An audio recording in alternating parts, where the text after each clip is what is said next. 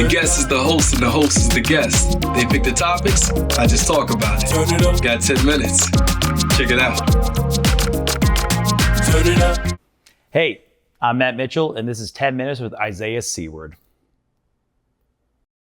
All right, starting the timer now. Great.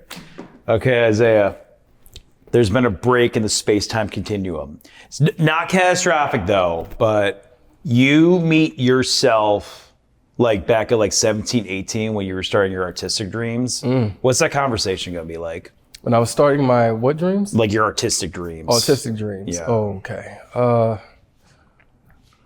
It's earlier than that. It's early. Oh, cool. All right. Like I was using tape decks to record off the radio and like make songs at like 14. At 14? Okay. I didn't know what I was doing, but I was doing it. You were doing it though. Okay. So now like. So at that age, whatever. But then, okay, have that conversation between like yourself now and 14-year-old you, like add like everything you've done. Like what's that conversation going to be like between 14-year-old Isaiah? Man, just keep doing it. Don't worry. You're a nerd now. Yeah. Sir, you are a nerd. Yes. Nobody likes you. No, yeah. No, but it's like just stick with it, and trust yourself more. Yeah. Because it's gonna work out. But if you just shut out all the noise, it'll work out better. You know what I mean? Because I think that's what it'd be. It'd be like, yo, just trust yourself and don't try to be like other people. I avoided the nerd label for so long. Finally, it was college. I'm like, oh yeah, I'm a fucking nerd. Like, I'm fine with it, yo. But you know what the weird thing is? It used to be, and maybe I'm just being old right now, but it used to be a thing where nerds were not the cool ones, and now nerds are kind of the cool ones. Yeah.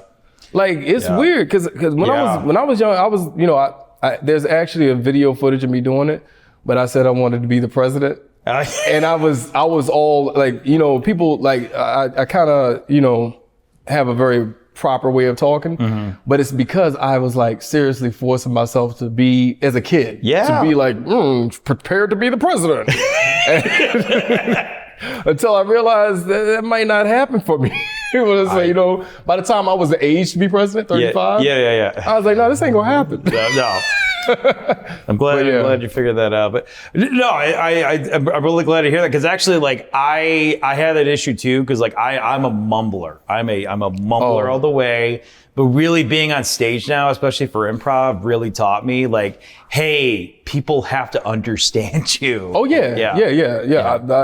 I mumble too, but that's probably the Southern influence. Yeah. Because it's like, but. No, I would say being on stage definitely helps you to project more. Yes. You know what I mean? Yeah. So, because I watched, I think I watched when I was doing the sketch comedy and stuff like that, I watched it back a couple times. Yeah. And I realized other people, more trained, seasoned actors and stuff, they were projecting with ease. Yes. And I thought they were just being loud. Right. And I was like, okay, it made me step my game up a little bit where I was like, okay, I can project. Because I'm used to being on a mic. Right. So it's completely different. When you don't have a mic. But yeah. Okay, so now with everything you're doing, all success, what about New York City? Like either still calls out to you that you're like, this is where I want to be? Or do you have like a checklist like, hey, I want to get this done, then maybe think about like the future, like away from New York City? I'll tell you this. There's only about 3 other places I would live in the United States. Yeah. But outside of the States, that list is long. Yeah. And it just got longer because I came back from Africa. Yeah.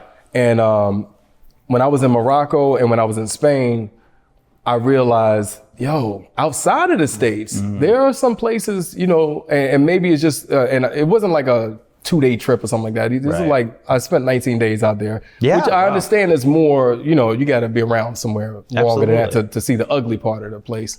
But no, there ain't too many more places. I think I fell in love with New York since I was a little kid because my dad's from New York. And so all I had as a kid to remind was trips to see family. Right. But I think that it's very hard for me to live anywhere else because New York is just like, it's cold, but it ain't Chicago cold. No, God. I couldn't do that. No. I couldn't do it. What about LA? LA I could do, but the only thing about LA is the driving. Yeah. Like, I mean, and I'm from down south where everything is spaced out. Right. Yeah. But I don't want to be stuck in traffic. You know what I mean? That's a little different. No, and then also, like, I don't want to, what do you call it? Generalize or whatever. But I hear the people a little bit more. Yes. Like, I'm genuine. Yeah. But I'm weird. Right. So, so it comes across like I might be being fake or whatever. Yeah. But I am too. That's why we're friends. Yeah. No. But that's a good point. Yeah. But they're like I don't. If I say something like if I say, hey man, hey we should hang out. Yeah. I mean it. Yes. Like, yeah, and I found out that out there sometimes when they say, yeah, we should do lunch, get together, Yeah. it's just talk. It's just like saying goodbye. And I've got my feelings hurt a couple times because I'm like, yeah, we go. Hey, we can't do nothing Wednesday because Wednesday I'm hanging out with my friends, right? Then they realize, oh, we had that thing. And then the excuses come up. But no, I like LA weather.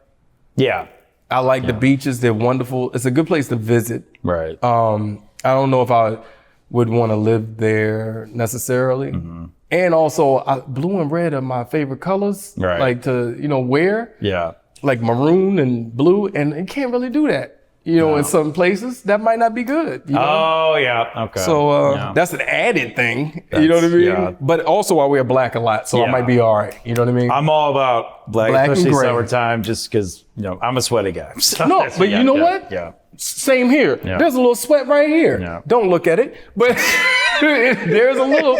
So I wear black for a reason too, because if you got a white T-shirt on, now you're the weirdo with perspiration. Yeah. But I know. Yeah. I hate wearing white shirts now. Okay. All right. Okay. Isaiah, listen. There's been a revolution. All of Chicago and Chicagoland kicked the McCaskies out of owning the Bears. How would you save our beloved Chicago Bears? What would you do? Well, one thing, I would put a ban on any restrictions on steroids because we need them. Give all the players steroids. You know what I mean? HGH for everyone. Yeah. Bring back greenies like in the 80s. Methamphetamine. Yeah. Let's do it. We gotta do something because the Bears, they are not. And this is only game 2 of the 2025 season. I'm going to put that out there. Yeah. But damning ourselves. They're not reaching my expectations of going undefeated and winning the Super Bowl. That's my expectations every year. Honestly, I don't even know what they're doing wrong 100%. But I get excited every time they pick someone. Yeah. And then I see they're not quite doing it. I'm like, why are we having so many injuries? Who's the strength and conditioning coach? Because he needs to go. I mean, or just, maybe, motivate the players to do something. I think these players are having fun in the Chicago nightlife. Yeah. It gotta be because it's not translating on the field. No. Maybe we need a more boring city like the Green Bay and maybe they have nothing to do but play football and practice. Well, because now they want to make the stadium at Arlington Heights. So, I'm from the Chicago suburbs, so that's like a good. How do you feel about that? Yeah, I'm ready for a new. I'm ready for you do a closed stadium, because Chicago gets cold. I wouldn't mind a dome. I wouldn't mind a dome. Get a dome, because then also I'm a big wrestling fan. You get giant wrestling shows in Arlington Heights. So. Now, the reason why I'm going to a game this year is because I want to see it in Soldier Field before they stop being there. So I'm definitely going on November 9th. I'm going to see the Giants play the Bears. But I would welcome a dome, but I want a retractable dome. So we don't lose the home field advantage of it's winter, it's snowing. Oh, open that dome up, let it in. Yeah. Because I like snow games. Snow games are cool, and we usually win. How many snow games have you been to? Oh, no. Open it up. The fans don't get snow. Just the players. Just open it up this much. Have the fans in a bubbles, we have nice, I don't want to wear ponchos and all that stuff. Just let me. I've been to Bears games in Soldier Field also when they played in University of Illinois one season, and I needed long johns. I needed layers. It's how you survive winters and stuff. See, but layers for the Bears. All right. No, but honestly, I do think if they could just open it up, like just you know how Texas Stadium is? Yeah. That's what I want. Yeah. Just a little bit there, and just let it come through, just for the play, just so I can see the play. Because some of the most iconic games was in snow. Yeah. But I do think that bear weather is something that like other teams can't deal with sometimes. They've been doing a good job They've with that. been dealing with it for the last. In my mind, they. I was born '89. I only know misery. Okay, so.